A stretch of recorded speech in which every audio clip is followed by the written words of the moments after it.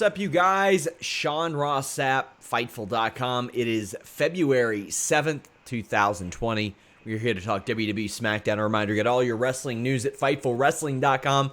But this weekend, big UFC pay-per-view. John Bones Jones defends against the undefeated Dom Reyes. We have Valentina Shevchenko defending against Caitlin Chikagian. Derek Lewis in action. Worth checking out. So I hope you guys tune into our live coverage. We have our pick 'em up. We always have thousands of comments in those live coverages. Don't sleep on those. Come over, have a good time. And as the entrances happen for the main event, myself and Jeremy Lambert will go live for a watch along of that. So we're going to kind of recap the results of the show there. You all have been digging those a lot lately. But tonight we have a person who you haven't seen on Fightful before. You've read his writing. Yes. You've read his writing. You may have seen him on WrestleZone or Smart Out Moment. Robert Defelice. He does a lot of great stuff for us. Robert, how you doing? I'm doing pretty good, Sean. SmackDown was fun. Pretty wild stuff. A little bit of William Goldberg. I always enjoy William Goldberg. How about you? We'll get to it. I don't have a problem with him wrestling on a random Thursday. I can deal with that. But we are going to talk about that. I've got some thoughts on that. But we have the list in your boy this week, guys. Make sure you guys check that out. The Distraction Podcast.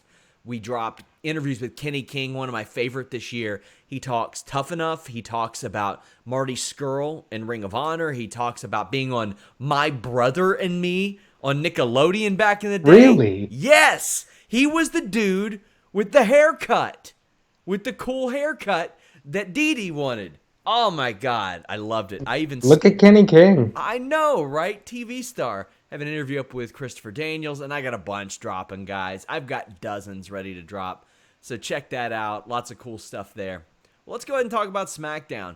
It kicked off with Miz and Morrison introducing themselves. I did like Morrison's line, "My shirt have buttons, but I do not use them." I love the dirt sheet. Yeah, this was a great indication, Robert, of why these two were meant to be together, especially in this run. They've both had their runs, whether it be in WWE or out of WWE, but I think right now that tag team division really benefits from having Miz and Morrison together. I think so, and I think it revitalizes Miz. It makes Morrison look very comfortable. He looks like a star. I hope we get more dirt sheets on YouTube or something like that, because those guys are magic when they're together. Yeah, I love the Once Upon a Time in Hollywood spoof. Like when they did the Bruce Lee spot and he said something about Bruce, I wish they would have had Bruce Pritchard do that, because the running gag on his show is that he's a 3-time karate black belt Hall of Famer or whatever, so that would have been kind of funny. But we did get Big Johnny. Yeah. I did like that, too. I liked some of the cameos. I loved having Mr. Miz in there, Robert. This was entertaining stuff. It reminded me of how good the dirt sheet was, because, honestly, I forgot about it.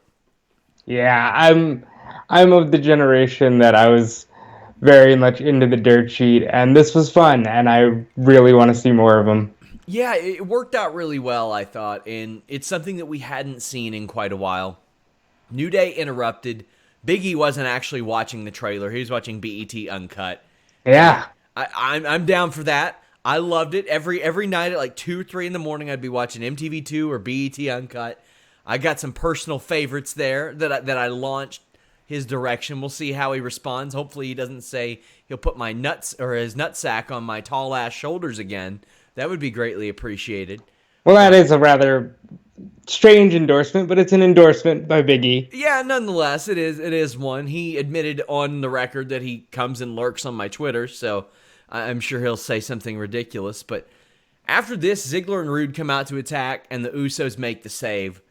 This sets up the match, and I gotta say, man, even assuming SmackDown loses the Revival in a couple months, they still got a pretty strong tag division right now. Yeah, they do, and they set up real nice. Miz and Morrison and the Usos. That could be WrestleMania. You never know. Yeah, I could. I'm trying to adjust my hair here. It's a mess, guys. We'll just have to rock with it. Whatever. It's your new hair. You and your hair single-handedly broke up the Nightmare Collective, and it's an amazing thing. I am soliciting super chats as we speak. If you guys want to thank me, if you guys want to thank this hair for breaking up the Nightmare Collective, one of the most heavily panned angles in pro wrestling of the last 6-7 months, well, you know what, guys? Donate a super chat. Let me know you love me. Subscribe to FightfulSelect.com. We had some news on Tainara Conti walking out of NXT, so to speak. That is up on Fightful Select. It got confirmed by several other reporters. I had some people saying, like, oh, well, Raul Mendoza tweeted a sarcastic thing and she had a GIF. Hate to tell you guys, she walked out. That's what happened. Talked to a bunch of people in the locker room about it. They confirmed it. I'll have more on it on the main site tomorrow, but FightfulSelect.com, that's the most direct way to support us. But if you're watching live on YouTube.com/Fightful right now, send a super chat. We'll read your question or statement on the air. Tim Traver says, did a video today about the same as you did, SRS. Want to say thanks for the video idea, and I gave you a shout out on that video. Send me a link to that, Tim. I would love to see it. I would love to post that in one of our updates as well. Young Bibby says, hey, it's Robert Defelice from Smark Out Moment. No, it's Robert Defelice from Fightful, damn it. That's right. Damn Today it. I am a Fightful boy. I am always a Fightful boy, especially on the weekends. Yeah, especially on the damn weekends. We got him locked down on these Fridays. Come on, Young Bibby. That's right. He says, do we think that the match between Mella and Bayley gets saved for Elimination Chamber or Super Showdown? Here's the thing. I don't think it's necessarily a guarantee. Now, this is just a hunch. This isn't me reporting anything. I don't think it's necessarily a guarantee it'll be either one of those. I think it could be the SmackDown right after Super Showdown because there's still a possibility they get stuck on the tarmac for 12 hours. Ooh. Now, the email blast that went live said, we will find out who faces Bayley at Super Showdown, Really? but they were very careful on SmackDown to never say where the match will be taking place. And they do adjust those types of things accordingly. So the email blast says Super Showdown. We'll see how that goes. Aaron Jays fan said, Kyle Lowry injured with whiplash. It's very difficult for me to not become a Blue Jays fan, or a Raptors fan, rather. I go to Toronto once a year. My boss is from there. I love the country. I love the city. I'm real close to converting. The colors have even grown on me, Robert. Like, I'm real close. Are you close to just adopting the Maple Leaf? Maybe. See, we don't have a Cincinnati basketball team or hockey team. We got Columbus for hockey, but as far as NBA and hockey go, we don't really have, like, a local team, so to speak. So I'm just... I'll loan you the Lightning from Tampa Bay. Okay, fair. Well, we had the Usos defeating Rudin Ziegler. Commentary mentions the Usos needed some time to get their minds right. I thought this was fair. I thought it was a good way to kind of indicate that they did need to get their minds right, but also explain why they were gone. Yeah, and they've talked about it more openly, like on backstage videos and stuff. It's very awkward for them, especially having to drop a penitentiary line every time they're on TV. But they've been good about it, and you can't deny talent, and they are probably the best in the world. What is it about the Samoans, Sean? Those tag teams, the Samoans, it's just magic. I think when all is said and done, the Usos end up being... I mean, I already think they're probably top 5 of all time. I think from an in-ring perspective, they're probably top 3. And here's the thing. If Vince McMahon didn't dislike tag team wrestling so much, they'd probably be in the running for best of all time. And longevity is going to be a big key for that. I don't see them breaking up. I don't see them doing the singles runs like the Hardys and all these other teams did. So they're likely going to be attached for probably the next 10 years, Robert. And, here's the thing. You're never going to see anybody clamor for a Jey Uso single run. Yeah. They're always going to be a duo. New Day can maybe break up. They don't want to, but they can. Yeah. The Usos, never going to happen. Christopher Bourdin says, starting the fund to pay for SRS's studio time to record Little Effing Soap. Well, I assume you want me to do that in the spirit of AC/DC, but hey, I mean, we raised the right amount of money. I'll do it. We've recorded Ass Man in the past. a remix to Ass Man, I'll do it. Well, You gonna really get into your AC/DC? Because I think you got that in you. I do. I've done it on the show before.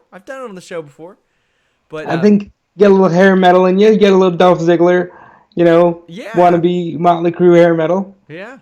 Rudin Ziegler cut off the ring, work over Jey Uso. I'm glad that Rude and Ziggler have stayed together because they're best served as a team. Rude is better as a tag guy. They can work singles whenever they need to. I think that Rude and Ziggler could be every bit as good as the Revival. I just don't see the aggression there in the ring. They seem like they're just going from one spot to the next. When I watch the Revival work, it seems like they're really trying to take somebody out. But any thoughts on them keeping Rude and Ziggler as a team? Oh, first of all, I love the Spinebuster zigzag. Yeah. That is a beautiful thing. Great move. This just seems like a holding pattern for both, and I can't invest in it because I feel like they're not invested. And that comes through on the TV screen. They're good together because they're good at the job, and they've been in this position where it's, okay, we need you to tag team, get going. But I don't think that they're really like, let's make this the hottest thing on SmackDown. Yeah, I think so. I think, yeah, and they're good at. I mean, they're a good team to just have.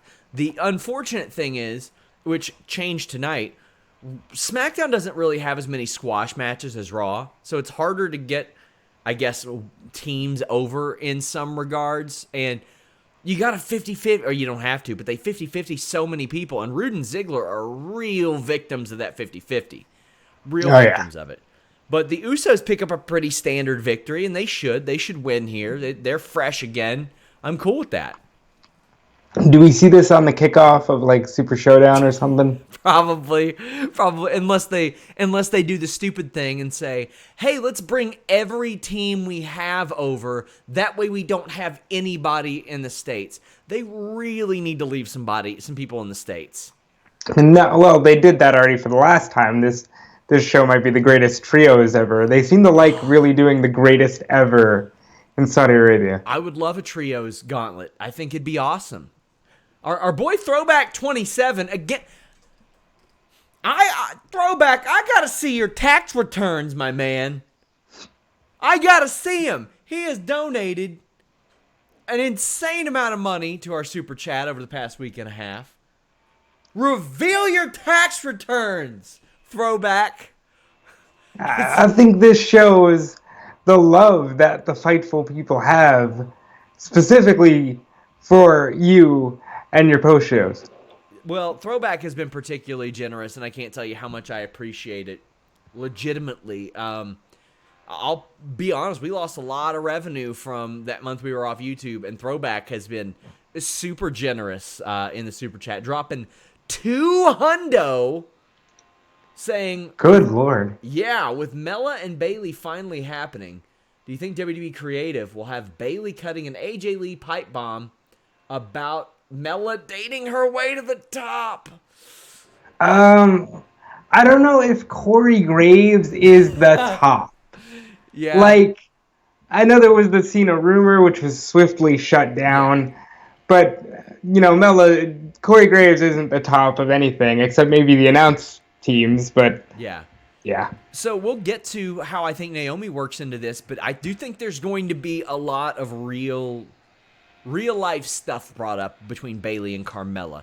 They've got a lot of footage from Breaking Ground back in 2015 that they can utilize and that they can use. I mean, these two, I don't know if they still are, but they were real life best friends. Baymella was a thing. I mean, they were... Baymella was a great thing. It was. They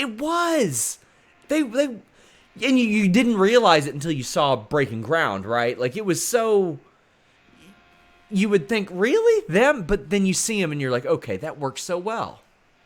I think if they go for the long haul and we get this at Chamber, then yeah, you can really tell a good story here. If we're rushing it for Super Showdown, I think maybe we get one promo and then we're out of there. I definitely think Naomi is Mania.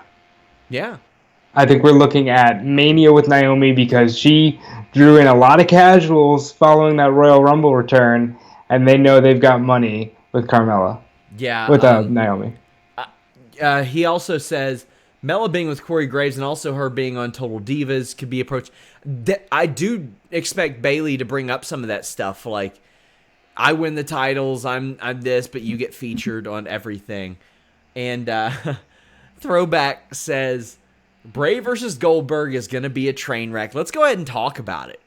Ooh. First off, if I went to San Jose and Goldberg wasn't there, I bought tickets since Monday, I'd be pissed off. I'd be real pissed off. Me too. I had no idea he wasn't going to be there until suddenly you just show him via satellite. That's a ripoff. Yeah, I think it was a ripoff, man. I think that, well, here's the thing. They didn't say, oh, he'll be live in the arena. But, I mean, my God, is anybody live in the arena? Like, yeah. You could say that about anybody, and that's okay. But that's a big-ass name to advertise.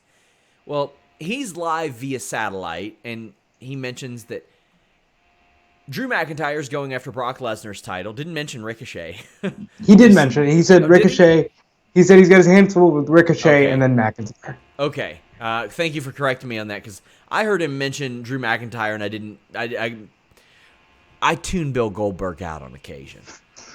William Goldberg? You can't tune out William. Somebody said to me, well, of course you want him via satellite because doors don't want him around him. And I'm like, why? The door won the last fight. The door beat him. But I'm very glad he didn't mention Ricochet. But he says that since Lesnar's got his hands full, he wants to face Bray Wyatt. And he said, I didn't get my rematch. Well, that's dead now. You don't get a rematch. But it's been like 2 years, bro, but okay. Yeah, it's been a while. It's been a while.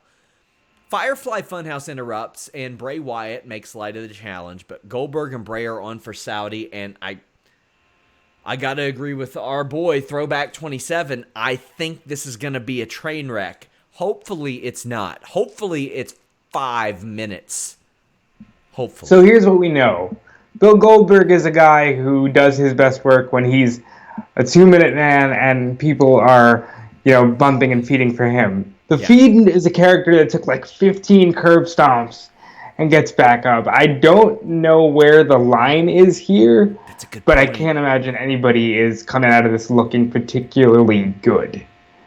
Yeah, that's a really good point. Like, I don't see Bray Wyatt taking a bunch of jackhammers. I don't see, let's be real, I don't see Goldberg getting him up.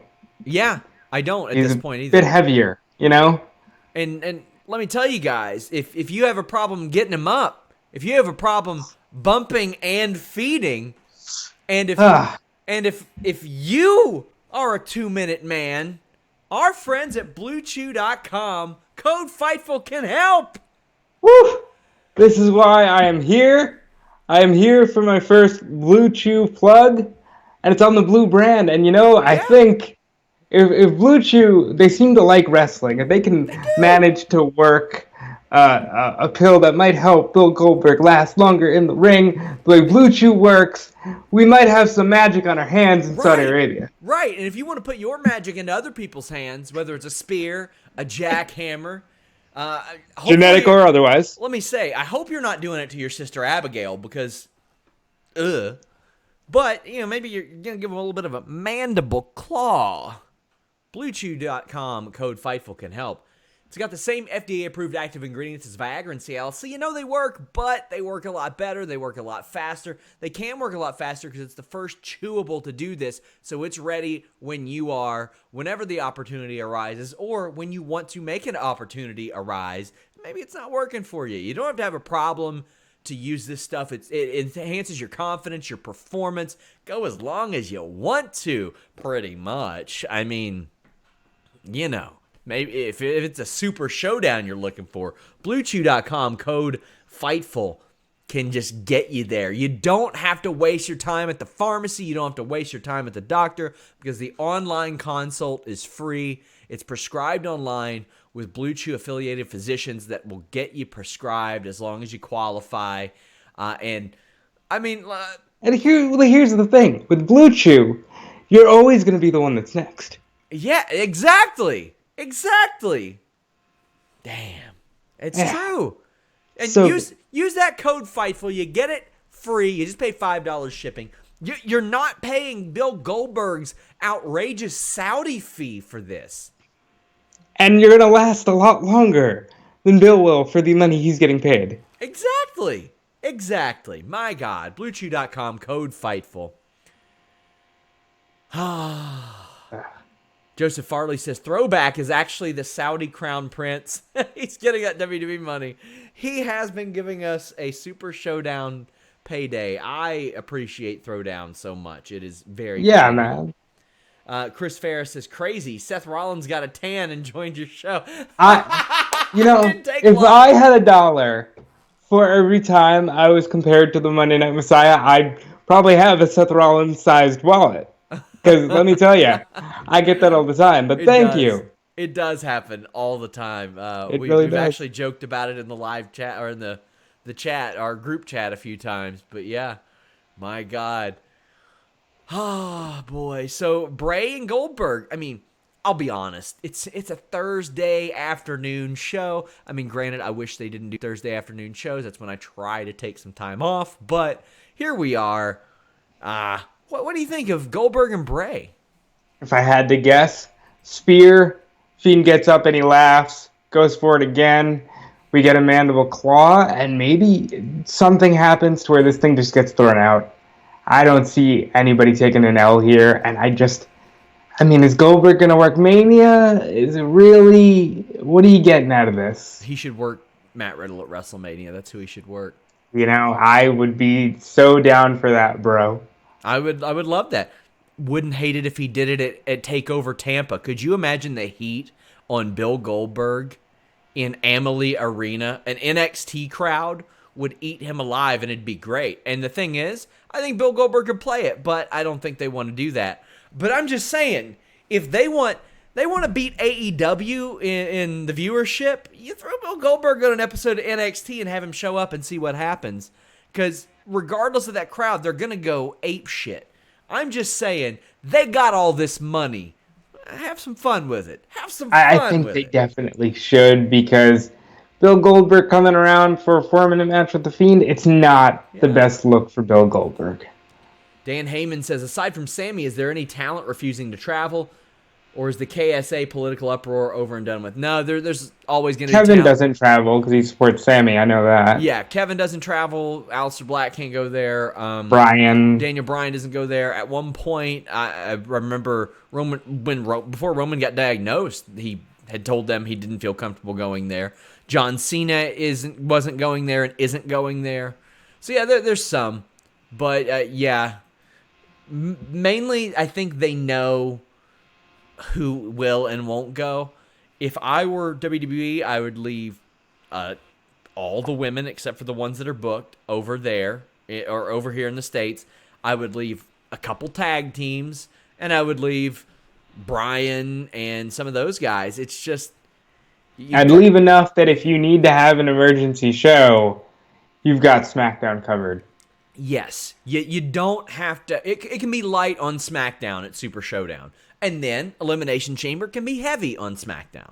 I'd be cool with that. So I agree. Backstage, Heath Slater is checking on Daniel Bryan. Now, we have not seen Heath Slater since Sands of Time back in October, Crown Jewel. Daniel Bryan gets a little bit annoyed. And I mean, I can relate to Daniel Bryan. There are times when people think they're helpful to me, and I'm like, hey, piss off, mate. Piss off. Yeah, like... Heath Slater's just going on about, I would never let another man whip me. Yeah. What are you doing even getting in there? I'm worried about you. I mean, you wouldn't even be here if it wasn't for the Miz. What is that? What is that, Heath? What are you doing? So Daniel, with his eco-friendly shirt, he says, I got an idea. Meet me in the ring right now. And then Daniel Bryan proceeds to rip him to shreds. I mean, what are you going to do? Heath Slater gets some TV time. He's got kids to feed. Good for him. Where do we go with Bryan from here? Because we know they're stalling because they can't do anything with him until at least Chamber. Yeah. So they have a match. Daniel Bryan gets upset and challenges and just dominates Slater. And I'm cool with this. Slater has not wrestled on Raw and SmackDown since 2018. He's never there. I'm cool with him just beating the crap out of Heath Slater.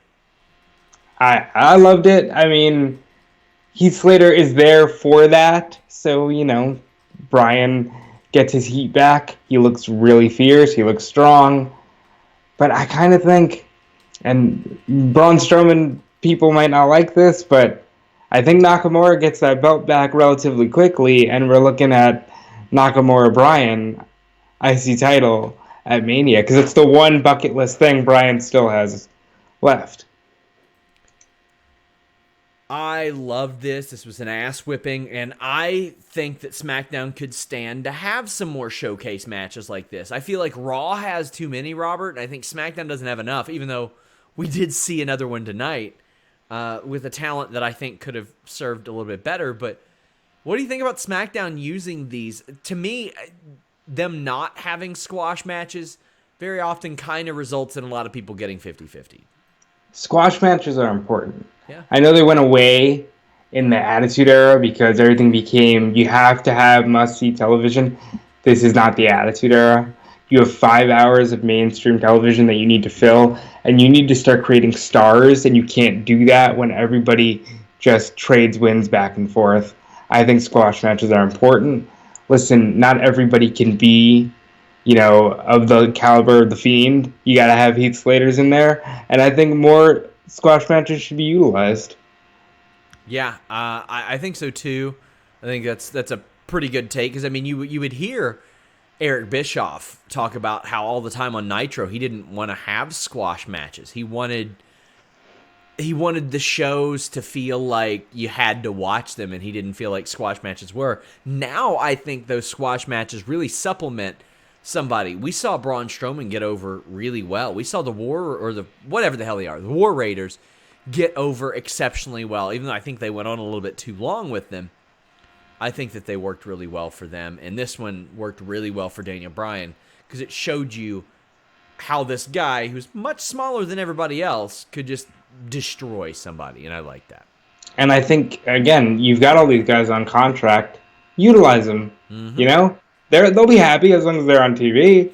I mean, some of them, there are some of them that are happy not being on TV and collecting that check. That's true. Some of them I've talked to, some people I've talked to will call out people like that pretty regularly. Braun is out. He enjoys his title victory. He's interrupted by Shinsuke Nakamura. Braun is down to have a match right now, and I love that. I love that the champion's just like, hey, you want another match? Let's do it. That's the kind of champion Braun needs to be, I think. Yeah. How do you... We didn't really get your thoughts on this show about Braun becoming Intercontinental Champion. What do you think about that? Everybody's always going to get mad because it's the worker belt, but Braun deserves something. Yeah. And this is very important. I don't see it being a long run, but the important thing is Braun is established as a championship caliber athlete, and you can always move him up to the WWE title or the Universal title or whatever you need him to be. But this is a good first step. Mm-hmm. Up next, Sami Zayn says that the rematch won't happen tonight, and they have reinforcements. And the Revival attack. Now, the Revival, one of them's around for a couple months. Do you think this becomes like an addition to the Artists Act? They fit the bill very well. They do treat tag team wrestling as an art. It's maybe not seen as that backstage. This is a good way to keep them around and keep them busy while they're still there. I think it's no secret they're very much looking to get out the door. Mm-hmm. But while they're there, they might as well have some fun. I think you can have some fun when you're paired with Cesaro and Shinsuke and Sami Zayn. So, Braun takes the Revival out, but eventually the numbers overwhelm him, and he's beat down. I do think that you need like 4 guys to beat down Braun if you're going to do it. Otherwise, I think Braun should be the unstoppable monster. I think he should have to overcome a bunch of stuff, because I think if he's one-on-one, he should crush people. He should just dominate people. He should be special. It should take something major or something of his own doing. Like maybe he runs into a barricade or something like that. I do like that approach with Braun, but how did you feel? I love it. I think they take liberties with guys like this because it's not Andre anymore.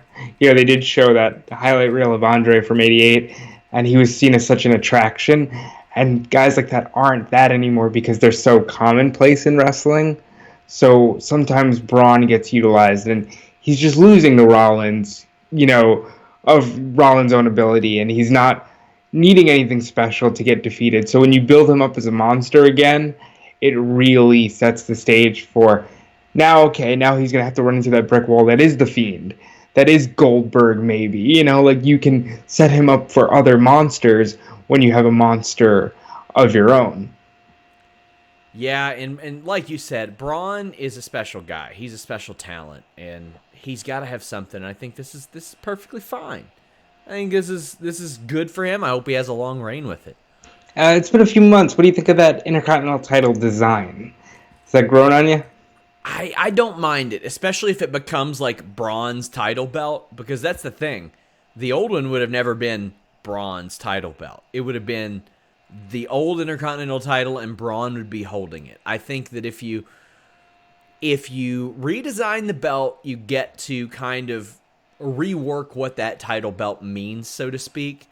So I'm okay with that. I didn't hate the design when they announced it, honestly. What do you think about it? I think it's actually really good. Mm-hmm. They needed something new. For a while, like when Cody unveiled it, it was cool. It was like, cool, it's a cool throwback. But you need to move forward. I think WWE right now has such a heavy reliance on their history and their past.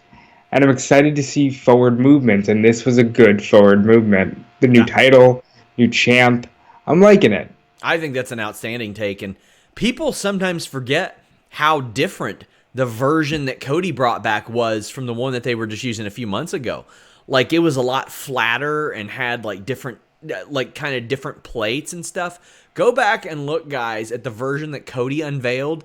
They eventually went back to like the Ultimate Warrior style, Razor Ramon style, but for a while there were some solid differences even in that. But I mean, is that Cody's legacy in WWE? I think it is. I think as a WWE superstar, his biggest give back is going to be that white Intercontinental title. And at no fault of his own, because I thought Dashing Cody Rhodes was awesome. I thought Legacy was good. I loved Cody and Dustin Rhodes as a tag team. Their stuff with the Shield was really great. But when I think back to Cody and WWE, I think about him bringing back the Intercontinental title because it was such a good design to bring back. Oh, yeah. And as soon as he got the mask off, the face mask, and really ran with it, it was probably his best run. I thought he was going to be a major breakout star. And he would become that, but he needed to go his own way to do so.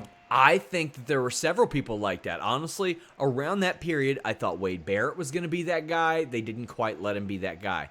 I thought that Cody Rhodes was going to be. I thought that Ryback even was going to be because of the time that he had the damn hard camera shaking when he saved Vince McMahon in Sacramento. I mean, there were several people that I thought were going to break through and be that. But WWE, honestly, I think that if WWE worked an in-ring style today, or like they do today, back then, I think a lot of those people would have broken through and they would have become just insane performers, and WWE would be in a lot better shape right now. Well, it's also the antithesis of what it is now. Back then, you still had at least John Cena who was carrying the load. Yeah. Now you have a lot of guys who are carrying the load with their work rate, but they're also getting that time to shine because there's no Cena. There's no major draw. Mm-hmm. Throwback 27 sends another great super chat, $20, says, do you think Braun's IC title is a test run to see if he can handle the WWE Universal title down the line? I don't think so, Robert. I think it's a pacifier for his fans, for his booking, and maybe even for him. He just signed a new deal, by the way, the past summer. He was real close to having that deal run up. I mean, he told me that it was mere weeks before it was supposed to come up.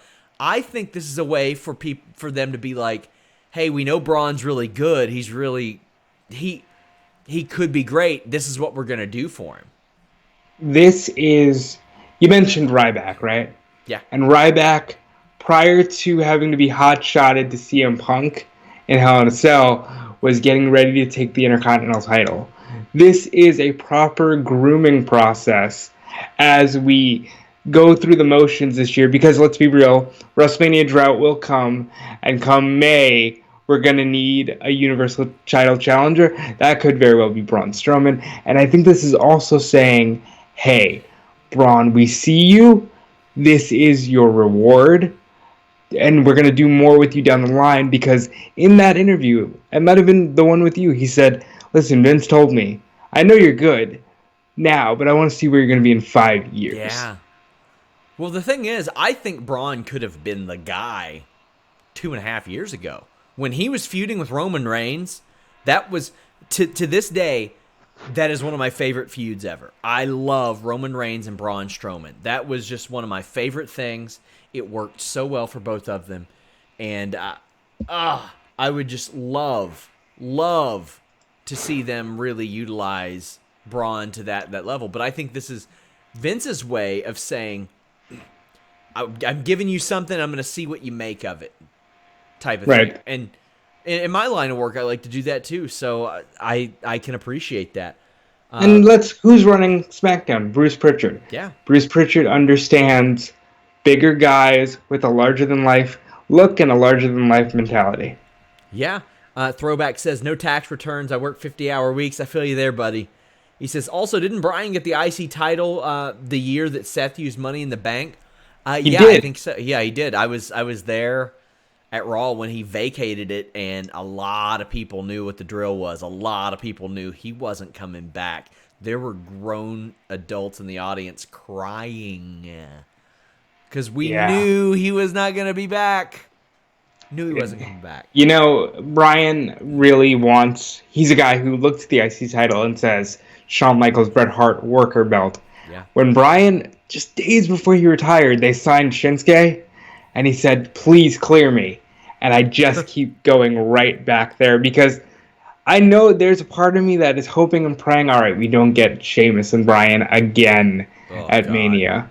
But I think we have a good shot at this Nakamura match. I hope so. Dan Heyman says, good to see Braun win that before the main belt. More emphasis on winning the IC title before the main title should be used more. Too many at the top and tumble.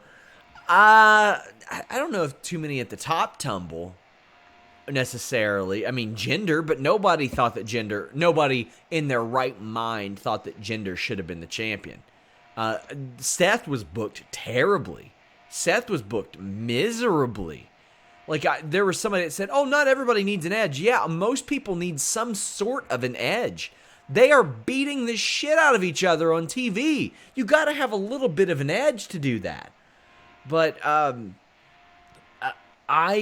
mean, the thing is, a lot of people maybe misremember how the IC title was used. There are a lot of people that look at it and say, oh, well, Warrior, Savage, Bret Hart used that as a launching pad and all that. But Kerry Von Erich, Rick Rude, Ricky Steamboat, Tito Santana, Greg Valentine, Honky Tonk Man, the Mountie, British Bulldog, Marty Jannetty, Razor Ramon, even those. Ahmed Johnson. I mean, even through there. Now, I know Diesel did it. He followed the textbook. Shawn Michaels did. But a lot of people seem to think that, like, oh, well, it was the launching pad. And I think that's because of a WWE. It's not a given. It's not a given. Yeah. Like, you look at guys, you got your Ahmed Johnsons who, all right, let's see what you make of it. And they don't. Biggie Langston, who came in, they hotshotted him to that. He didn't get there. He would get there eventually, but through another way. It's not always the launching pad it's built up to be. Yeah, and for a while, it really was. See, that's the funny thing. The era that people romanticize it, like the early 90s, late 80s, I didn't think was as much. I thought it was more towards, like, I don't know. I want to say like 97 when it was Stone Cold and The Rock and Triple H and even Owen Hart, who you could pull in and out of a main event scene, and Owen Hart transitioned seamlessly. Ken Shamrock would have gotten there had he stayed. And then after that, it was never quite that title again until Jericho, Angle, and Benoit were tossing it back and forth. But I think people forget Shawn and Brett it was a launching pad for them because they had no choice. Yeah. You know, Razor had it 4 times. It wasn't a lot. Scott Hall ends up leaving because Scott Hall was unhappy with his position. It's not always going to be that. I don't know what it will be for Braun. I'm hoping it's something great, but the truth is, you never know. Yeah, and I think, to your point, I think Big E could have made it to that. I think they gave up on Big E way too soon. It's weird to think he's been on the main roster for 8 years. 8 years? Jeez, because he's still got such a fresh singles run in him. And that's the thing. They hot-shotted those guys in at the time. It was like, well, you're new blood from NXT, so you're solid, and we're gonna put you against Cena because he was with Dolph. Yeah. And that's gonna be enough rub. But you need more than that. Now Big E can be world champion tomorrow, and it'll work perfectly. And there have been times throughout, especially the last few years, when you see Kevin Owens, Dean Ambrose, Daniel Bryan, Rollins, Reigns, even Ziegler to some degree, like people who have been world champion, become Intercontinental champion. Well, quite frankly, that's usually because the top champion isn't there, and they got to have a prize to compete for on the show, especially a 3-hour show like it was featured on. But yeah, it's good to see Braun with that title. Was it good to see Otis training for his date with Mandy? He's taking this very seriously, I see. He is taking this very seriously. WWE is having probably the most fun across the board with this Otis and Mandy thing. They have themselves a wonderful Valentine's Day sketch. Otis is a made star. Tucker has now become the buddy in the sitcom, and he wears it well. I don't know how much staying power he has, because it's clear Otis is a star. But I think next week's got to be the reveal of, wait a minute, Otis, I'm actually with Sonya. So, this is very, like, Hot Rodish, if you all have ever seen that movie. Like, they play the cheesy 80s music type of thing. He's working on his manners, his outfit, a little bit of everything. But we didn't see Mandy or Sonya on the show tonight. She couldn't go on the date tonight, but she wasn't on the show. Robert, what was she doing? Well, she had plans. She wouldn't say. She just said she had plans. I think you're going to get a big reveal that, hey, Mandy and Sonya are an item. And I think, honestly, that's one of the reasons, if you look at Raw, the Lana Liv storyline quickly dropped any lingering tension they had with the fact that Lana and Liv were in a relationship, because I think they have decided to pivot to Sonya and Mandy. And there have been little hints, like Sonya dropped that. They gave them promo time at the Rumble, and Sonya was sure to drop that, hey, I'll jump over the rope for you because that's how much I care about my partner. And they were very sure to get that line in there before the Rumble match. And I think they're going to have a nice fun time on the date. It'll be like almost like a, after school special where Otis goes in for the kiss and she's like, wait, no, I'm with Sonya. Oh, wow. Well, Sheamus against Apollo Cruz. Apollo gets some offense and he gets Brogue kicked. He needs to get out. Apollo needs to go. As bad as I felt for Apollo, I felt much, much worse for Shorty G. Yeah, he came in and just got his ass whipped. And yeah. At this point, like, if they do another Shorty G match, I'm like, why? He's already lost twice. I don't need to see And it he again. tried to be the hero and got his ass kicked. Yeah. And I just don't need to see it anymore. For Apollo Cruz, quite honestly, the Indies need people like Apollo Cruz who are, quite frankly, he'd go there and he'd be so much bigger physically than everybody there because he's a big dude and you don't notice it because he's on WWE. But I think he stands more of a chance to develop on the Indies or outside of WWE than he does now. Maybe he's happy and he doesn't want to and he just wants to show up and do what he does. But, man, he's 32 years old and he looks like $1 million and he can wrestle. Oh, man. I asked you this about the Revival before. I said, okay, they're offering money, but are they offering maybe a move to NXT or solid creative? I think Apollo Cruz is a guy who you offer him a move to NXT, and maybe he takes it. Maybe he gets excited, like Finn Balor got excited. But you can't have this dude. He's not Heath Slater. He's in a much different athletic level than Heath Slater. You should be utilizing him better. Yes, Apollo Cruz has never had well, I'll take that back. I thought that Titus Worldwide was the opportunity to get them over. Titus, Dana, Apollo, and Tozawa. I thought that was perfect. Titus found his spot as a manager. Dana, now I'm glad Dana's doing other stuff now, but you could still have a loose affiliation there. I would send Titus and Tozawa over to SmackDown in April or something. Team them all back up. You could have Apollo and Tozawa as a team. Titus as a manager. He can slide in there and wrestle if he needs to sometimes. And have Dana do whatever she needs to do. I'm fine with that. Top contender match. What'd you think of this one? I thought this was a fine Fatal 4-Way. SmackDown does this thing where they don't show everybody's entrances, and that sometimes gives off the appearance of like, well, here's the given of who's going to win. Tonight they did that with a red herring because Naomi got the full entrance but didn't get the win, and I kind of feel like, you know, it does make people look less than if you're not going to give them the entrance. At least for the main event, give all the talent the entrance. The match itself was fine. It's always good when the women get to main event. You know, Alexa Bliss looks good. She's in a holding pattern for the first time in her career. I'm not too concerned with it because she's had a lot for a long time. Dana Brooke, the fact that she's here is a victory. Yes. So everything is on the upswing for Dana Brooke. Naomi looked almost guaranteed to win, and Bayley even got involved with Naomi. So there's definitely more there. But ultimately, they chose to go the Carmella route. And to me, that says, all right, we know this is a match people have been clamoring for. I get this at least 4 or 5 times a week on Twitter. When is Carmella going to fight Bayley? And to those people that ask that, yeah, you know, it's coming. We don't know when yet, but it is coming. And I think it's a star-making moment for Carmella if they give them time. But Bayley, it's been several months. I'm very uninterested with heel Bayley.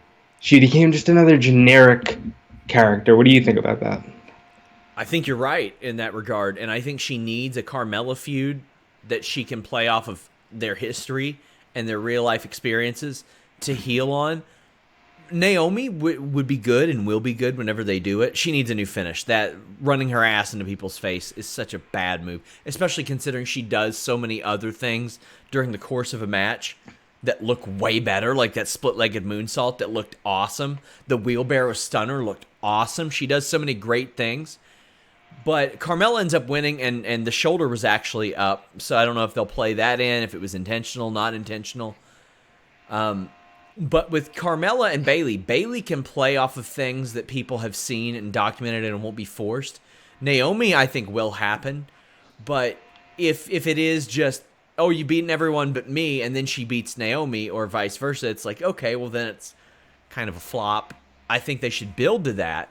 I do think that something should have happened where Bayley is the reason why Naomi lost. Bayley should have cost Naomi this match because she didn't want to face her. Then you could have had the best of both worlds. You could have had Bayley clearly not wanting to face Naomi and the story with Carmella. I think you could have had both of those. Also, I am all for seeing Dana Brooke do Batista bombs. I love that.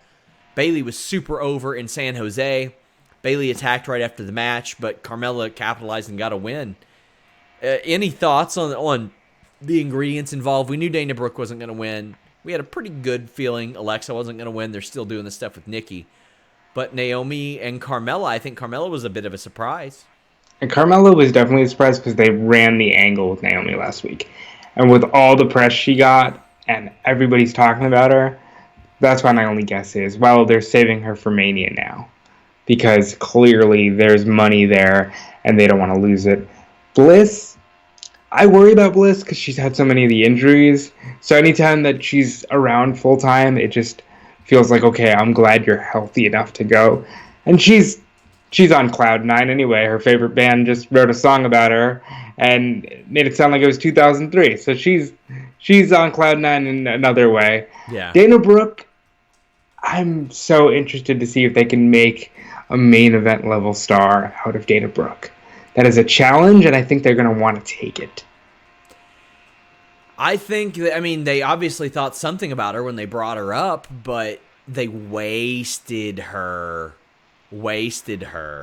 for a very long time, and they didn't need to. They didn't need to have her up. She could have served to have an NXT run. Yeah, and I think she was doing well there, but they brought her up so quickly because I think Triple H has said this on After the Bell. Vince just showed up one day and was like, I need your entire women's division. And a lot of people ended up on the lower end of the card. I mean, Emma ended up having to just leave. You know, sometimes things like that happen. Dana Brooke now is in a chance to make herself.